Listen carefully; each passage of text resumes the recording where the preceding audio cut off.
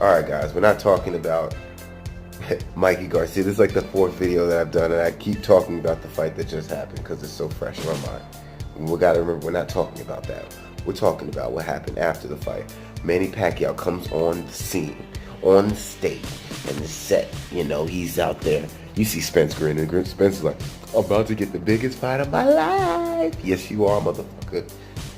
Manny Pacquiao is going to be fighting Errol Spence Jr. Yes, yes, yeah. So, what do I think about that? I think it's great. It's great for boxing. Oh yeah, you got.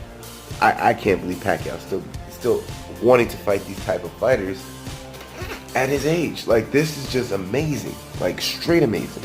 Who else? Who else would want to fight at his age? Who else would want to fight at his age? Who? At what is he? 41, 40 years old? Gonna fight Errol Spence, the best welterweight of our generation, in his prime. What? Why would you do that? Because Pacquiao thinks that he can beat him. Now, let's get to it. What do I think is going to happen in this fight with Pacquiao and Errol Spence Jr.? You like that face? Look at the face. That's my thinking face. I'm gonna set the table like this. There's going to be a lot of factors in this fight. A lot of factors. Why? Because of what we've seen in this fight. What have we seen in this fight? You're like, well, we just saw Errol Spence win. We did see Errol Spence win against a smaller opponent, just like Pacquiao. Also, we also seen Spence disassemble a smaller fighter, which would definitely not be the way that I thought this fight would have gone. What it tells me now is that Errol Spence can actually fight on the outside pretty well. He went 12 rounds with Mikey Garcia on the outside and won. So, tells you right there. What else did we take away from this fight? Doesn't matter. We're going to talk about what's happening in the next fight, right? So, Spence, Pacquiao. I'm going to set it like this. The factors that will be taken into consideration is a lot of training, overtraining, or undertraining. See, the big thing is now that they were talking about is Errol Spence was underweight. They wanted him, he was too dehydrated, he was too drained. And I think that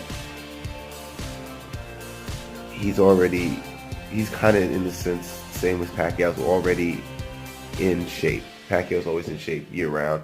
Errol Spence is in shape right now because of the fight he just had. So he can just stay in shape for Pacquiao and he should be fine. Also, he'll get used to it and sharpen his skills up a little bit more. So, another factor. Well, who will win the fight, right? Now, I don't want to go there yet. We're going to talk about the intangibles. Pacquiao's going to come in. I'm going to tell you the different styles of how to beat Pacquiao from Spence's point of view, and I'm going to tell you how to beat Spence from Pacquiao's point of view. Pacquiao to Spence. How can Pacquiao beat Spence? Well, what we just saw at this last fight, Mikey Garcia, is we saw that once you fight Errol Spence, after returning, if you return after he returns, you don't even have to hit him hard, and he will retreat. But you have to get that timing down of when to do it. Mikey did it, maybe the longest he did it was the second round. And what he did is when Spence would throw, and then when he would take big shots, Mikey would sometimes come back and try to press the action. And he actually pushed Errol Spence back a couple times when you're like, wait a minute, you're coming down from 2 weight classes and you're pushing him back. This reminds me of when Kell Brook started pushing him back. And it was pretty interesting to see that, coming from, you think of Errol Spence as the big bad welterweight, but it's not that hard to actually push him back. And that's what's pretty surprising about this whole thing.